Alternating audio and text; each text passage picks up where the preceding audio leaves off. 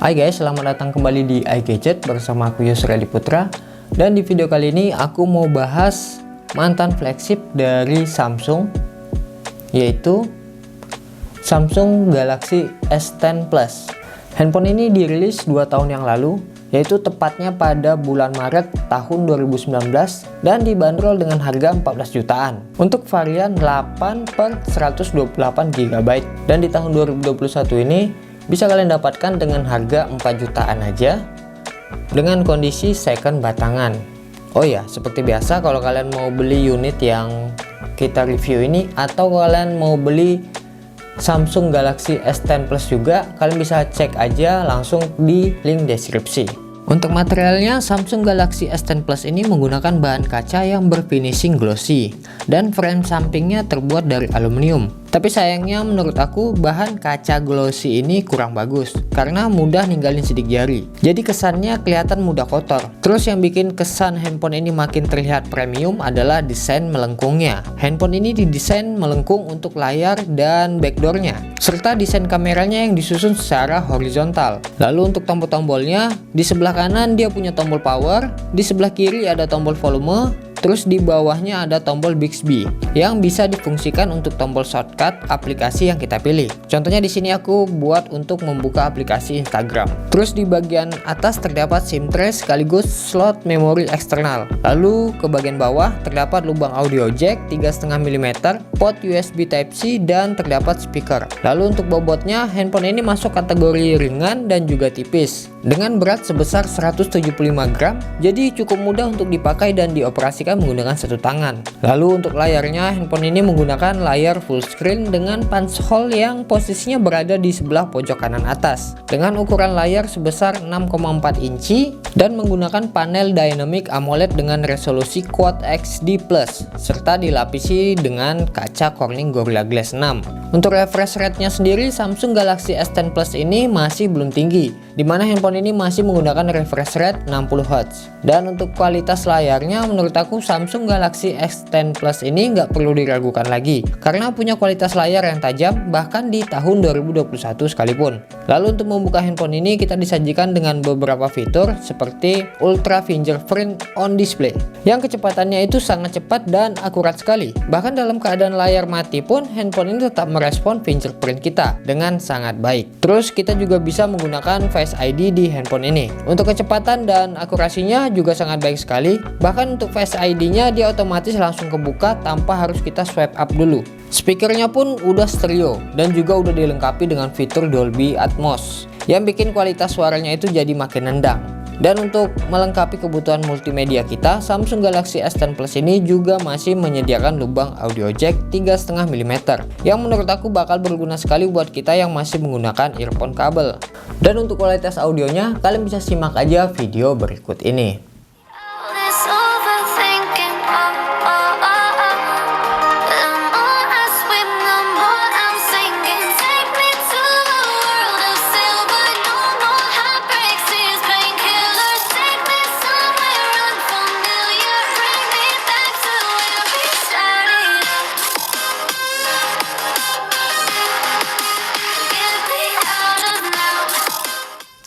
Oh ya, untuk unit yang kita review kali ini versinya Docomo ya. Jadi bakal ada perbedaan pada chipsetnya. Kalau yang versi resmi Indonesia, Samsung Galaxy S10 Plus ini pakai chipset Exynos 9820 dengan fabrikasi 8 nanometer dan menggunakan GPU Mali G76.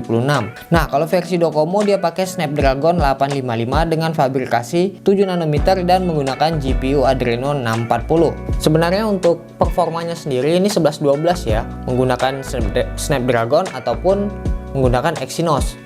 Tapi banyak yang bilang sih kalau menggunakan Snapdragon 855 itu lebih baik dibandingkan dengan Exynos 9820. Nah, kira-kira menurut kalian nih lebih baik mana nih?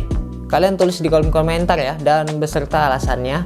Lalu untuk RAM-nya, handphone ini punya RAM 8 GB dan juga memori internal 128 GB yang bisa diperluas lagi menggunakan microSD. Lalu untuk OS-nya, handphone ini menjalankan One UI versi 3.1 dan didukung dengan Android 11. Lalu untuk jaringannya, handphone ini belum support 5G. Terus dia cuma bisa single SIM. Lalu kalau dibawa main game, tentu aja handphone ini sangat bisa diandalkan sekali. Dan performa dari Samsung S10 Plus ini masih super kencang sekali. Main game PUBG Mobile bisa rata kanan, bahkan bisa di grafik Ultra XD. Pada gameplaynya di sini aku main di settingan grafik Ultra XD dengan frame rate Ultra. Dan S10 Plus ini bisa dengan lancar menjalankan game PUBG Mobile tanpa ada kendala apapun. Terus nggak lupa kita coba main Genshin Impact. Samsung S10 Plus ini bisa dapat di full medium, yang tentu aja bisa dengan cukup baik menjalankan Genshin Impact. Karena material handphone ini terbuat dari aluminium dan kaca, jadi kalau dipakai buat lama main game, handphone ini bakal cepat hantarin panas. Saran sih kalau kalian mau gunain handphone ini untuk main game dengan durasi yang lama, kalian cukup kasih casing aja di handphone ini biar mengurangi suhu panas yang langsung kena tangan kita. Lalu untuk kapasitas baterainya, menurut aku Samsung Galaxy S10 Plus ini punya daya yang cukup bisa diandalin di tahun 2021 ini, dimana dia punya kapasitas baterai sebesar 4000 mAh yang tentunya bisa menemani aktivitas kita dari pagi hingga malam dengan pemakaian normal seperti scrolling media sosial, nonton YouTube, dan sedikit gaming. Tapi sayangnya S10 Plus ini nggak didukung dengan fitur fast charging yang besar. Dia cuma punya fitur fast charging 15 watt. Jadi kalau urusan ngecasnya, handphone ini menurut aku masuk dalam kategori yang lambat dalam pengisian dayanya. Dimana dia bisa ngecas dari 11% hingga 100% butuh waktu sekitar 2 jam lebih. Kemudian fitur lainnya, S10 Plus ini punya wireless charging, dimana handphone ini bisa ngecas menggunakan wireless ataupun tanpa kabel dengan daya 7 watt. Juga bisa reverse charging, yang memungkinkan handphone ini bisa ngecas handphone lain menggunakan sistem wireless. Jadi secara nggak langsung handphone ini bisa jadi seperti power bank, tapi cuma bisa pakai daya 4,5-5 watt. Lalu untuk kameranya, Samsung Galaxy S10 Plus ini dibekali dengan 3 buah kamera belakang dengan desain kamera yang disusun secara horizontal.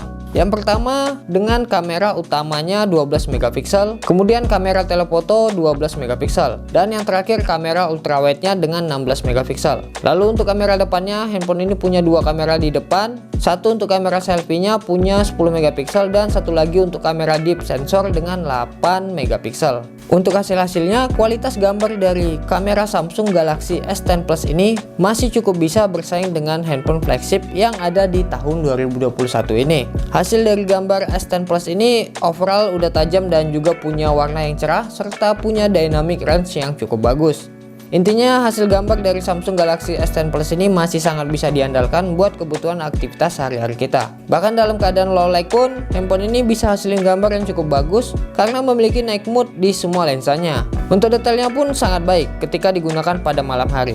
Jadi untuk foto di malam hari, Samsung Galaxy S10 Plus ini masih bisa diandalin sekali. Lalu untuk perekamannya, Samsung Galaxy S10 Plus ini bisa rekam hingga resolusi 4K 60 fps untuk kamera depan dan kamera belakangnya. Tapi sayangnya pada perekaman di 4K 60 fps, untuk hasil perekamannya belum bisa terlalu stabil. Jadi kalau kita mau rekam dengan videografi yang lebih stabil lagi, kita bisa pakai di resolusi 4K 30 fps. Dimana pada resolusi 4K 30 fps-nya, hasil videonya bisa jadi lebih stabil lagi. Tapi kalau kita masih merasa kurang stabil lagi, tenang aja, masih ada fitur Super Steady Shot-nya. Tapi untuk fitur ini cuma bisa aktif di resolusi Full HD 30 fps. Dan menurut aku sih, itu udah cukup ya, kalau hanya untuk kebutuhan upload ke YouTube ataupun ke TikTok. Dan bagi kalian yang penasaran dengan kualitas dari Samsung Galaxy S10 Plus ini, kalian bisa langsung aja simak video berikut ini. Oke, ini adalah salah satu contoh perekaman dari kamera belakang Samsung S10 Plus, dimana dia bisa merekam hingga resolusi 4K 60 fps. Tapi untuk stabilisasinya, Super Steady Shot-nya dia cuma bisa di rekaman Full HD 30 fps. Nah, kalau aku contohin ya, kalau misalnya aku lari, gimana nih stabilisasinya? Kalau bisa lihat sini, kalau misalnya aku lari, oke, gimana nih stabilisasinya dan kualitasnya, HDR-nya gimana? Kalian bisa tulis di kolom komentar. Oke, ikut ya? Iyalah. Ikut dong. Iya. Follow. Oke, berangkat. Dan ini adalah kualitas kamera depannya. Ini direkam menggunakan resolusi 4K 60 fps. Untuk stabilisasinya ini aku lihat secara sekilas sudah sangat baik. Tapi kalau mau lebih baik lagi pakai fitur super steady shoot-nya, kita bisa pakai di resolusi full HD 30 fps. Tapi mukaku kok kayak agak ngeblur ya, atau karena pakai masker. Oke. Kurang lebih kayak gitu. Untuk HDR-nya, dynamic range-nya cukup baik di sini. Oke, untuk stabilisasinya kurang bagus, tapi kalau mau lebih bagus lagi, kalian bisa pakai di kualitas Full HD 30 fps saja. Tapi untuk ngevlog dan sejenisnya ini udah cukup baik, bisa diandalin. Oke. Nah, ini contoh perekaman kamera depan dari Samsung Galaxy S10 Plus. Untuk kualitas foto malamnya gimana kalau dalam keadaan low light? Dan ini di resolusi Full HD 30 fps ya. Jadi stabilisasinya cukup baik. Gimana untuk audionya juga ini? Ini suaranya agak berisik ya. Oke, jadi kayak gitulah kurang lebih. Kalian bisa nilai sendiri dan tulis di kolom komentar ya. Oke, terima kasih. Oke, jadi segini dulu videonya.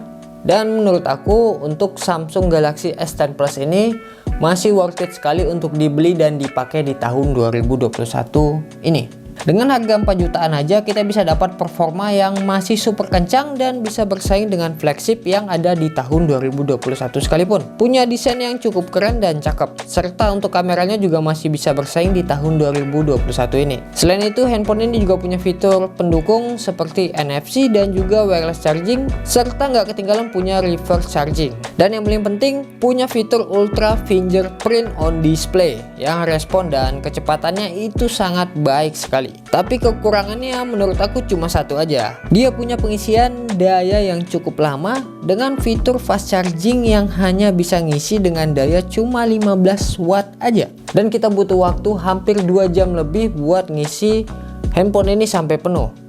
Dan menurut aku itu udah kurang banget. Kurang sekali lah buat dipakai di tahun 2021 ini.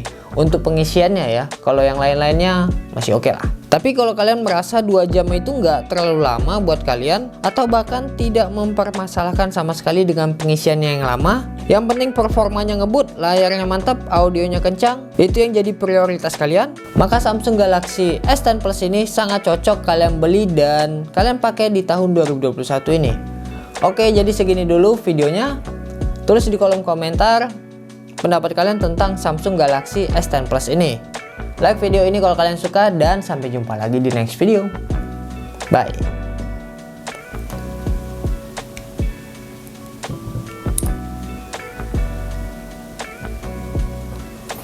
Oh iya, dia punya IP rating nggak ya?